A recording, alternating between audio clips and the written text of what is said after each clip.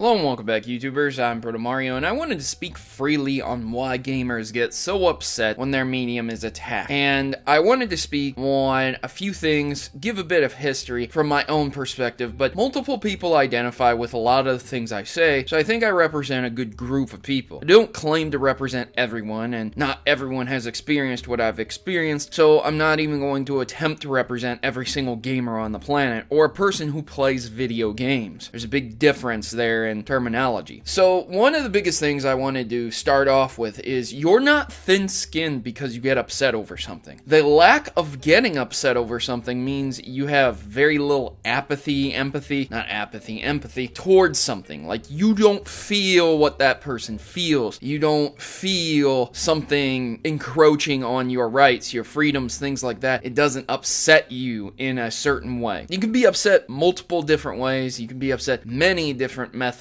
but you're not thin-skinned if you get upset over something. Like, for example, the Paris terrorist attacks with ISIS. If you weren't upset that a bunch of innocent people were killed, that doesn't mean, like, oh, man, you know what? I'm real upset over that. Do you expect someone to come out and say, huh, look at you, you thin-skinned pussy? Like, what the fuck, right? So, having said that, if you get upset and you empathize and you feel something, you feel the need to defend something, that's perfectly fine. Just make sure you're intelligent enough to check your facts and things of that nature. You can't sit here and have someone who likes Sega Genesis come up to you and say, you know what, Super Nintendo sucked dick. And you'd be like, what? Holy shit! No, you didn't! Like, come on, dude. Like, alright, both of the consoles have their ups and downs. Simple as that. You like the Sega Genesis, I like the Super Nintendo, cool. Stuff like that. So, let's start from way back when. When gaming was invented, it was a novelty. It was a novelty. It was not a main staple. And Atari did severe marketing to get gaming into the homes. In the late 70s and early 80s, arcades are where most young teens and adults would hang out. There were places called barcades also, and sometimes there would be bars that would stay open and allow adults to play these games. Now, from the very start of gaming, the earliest conception of video games, adults were drawn to this. So, no, it is not just a medium for children. However, that being said, moving from arcades to the home console, more children than adults were interested in this medium due to the numbers, due to it being a newer medium. A lot of these adults that were around during this time period still hadn't grown up with color televisions, and they still weren't really involved in television, things like that. That is, again, my own personal research, my own personal talks with individuals. I spoke to many people about this, so that's my personal citation. You can feel free to talk to many elderlies as well that were alive during the 70s and 80s and had children, things of that nature, a regular family. So, when these games came out, they were very limited. And because they were limited, they weren't violent, which means almost every game produced for Atari could be played by anyone, even if it was, like, violent per se. I think there were a couple games that were extremely violent and weird. Like, there was a Texas Chainsaw game that the Angry Video Game Nerd covered, where you were the killer and you cut off the babysitter's head, and that was still very limited. Graphically speaking, you didn't really identify with what was going on, other than some square pixel got its head cut off of another square pixel. So, most children could play almost any game on Atari. The saturation of the market destroyed that. Whole video game crash of 1983, and the rebuilding of it in the 1985 and 6 here in America meant that there was a big phase where gaming came and went. And for those individuals, they remember that, and they remember that gaming's just bad. So for those individuals who were coming out of that crash, they started getting more graphically intense games. Once again, still not there, because Nintendo and the Sega Master System weren't able to drive the graphics of Grand Theft Auto 5 and things of that nature. So that being said, most games could be played by children once again. But as the war raged on, the marketing campaign of Sega and Nintendo made it seem like, hey, if you don't have this type of game console, you're just a kid. This put the idea and notion into people's heads that, if you play Nintendo, you're a kid. And as these children would grow up and these newer consoles would be released, they would grow out of Zelda and Mario and, Metroid and things like that and want a more adult game.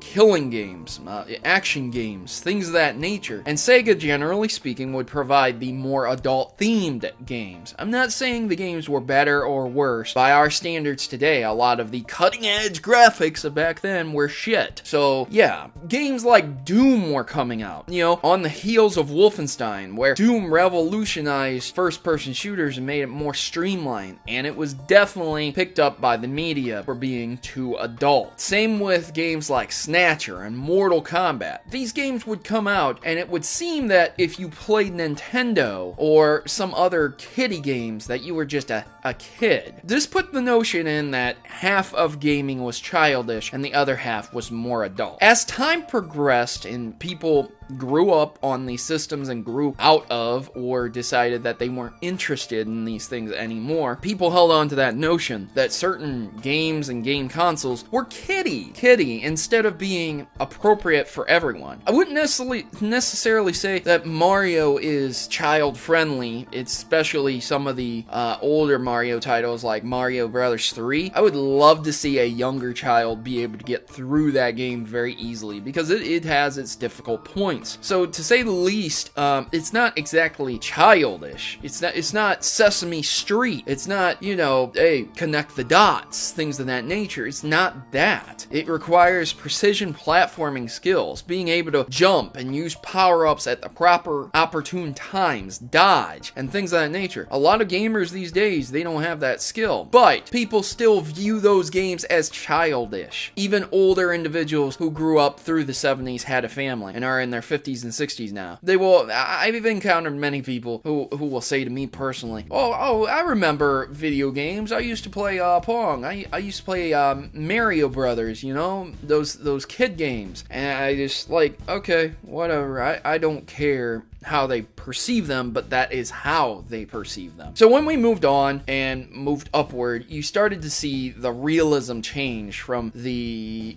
Super Nintendo to the N64, where the N64 was once again still considered to be a childish system with very few exceptions, and the PlayStation was the more adult game because the adults were migrating over to the PlayStation. You know, again, ad campaigns, marketing, things of that nature lent itself to this perception, leaving a big split in gaming. One is for adults, one is for children. And then we got more and more improved graphics, and things started coming out like Grand Theft Auto, where there was definitely a clear divide. Nintendo represents the family console. They didn't want to call it children, they didn't want to call it childish, they called it the family console. If I was the marketing director, I would definitely say that my console represents everyone, that everyone can pick up the controller, play, and have a good time. Not adults, not people who are shy of gore. But I'm not the marketing director, and we can kind of see where that got Nintendo at. Everyone views it as the kiddie console. Still, for that reason, there's not many adult-themed games on Nintendo consoles in comparison to the Sony and the Microsoft consoles that were being released. So we have that great divide and that great split, and when individuals put out videos on YouTube talking about how gamers are little man children in the basement, when you see videos and news stories coming up and the people who are on the front are some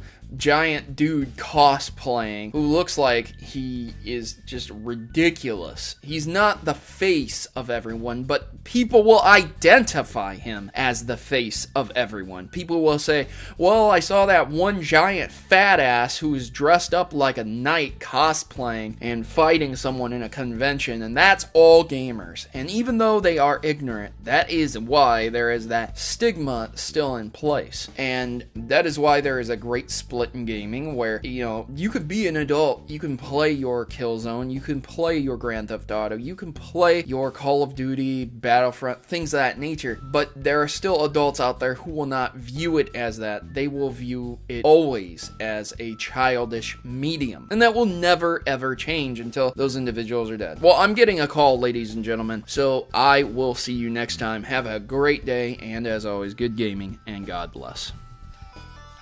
And now, the important decision of joining the Maverick Rebellion. We are a tight group of individuals who rebel against stereotypes and greater evils that are commonly accepted. ISPs, children being conned out of games, sexism in video games, enough is enough, and the Mavericks have had it. If you choose to subscribe, or stay subscribed, you are joining the fight against injustice by watching my numerous video topics. From net neutrality to publishers covering up botched releases, the Mavericks are always informed on the issues plaguing your gaming experience today. So don't be left out in the cold, and don't let those people keep you down. Join the Maverick Rebellion today and become a member of the community that will listen and engage with you. What are you waiting for? Just click subscribe and you'll be in good company. Mavericks unite!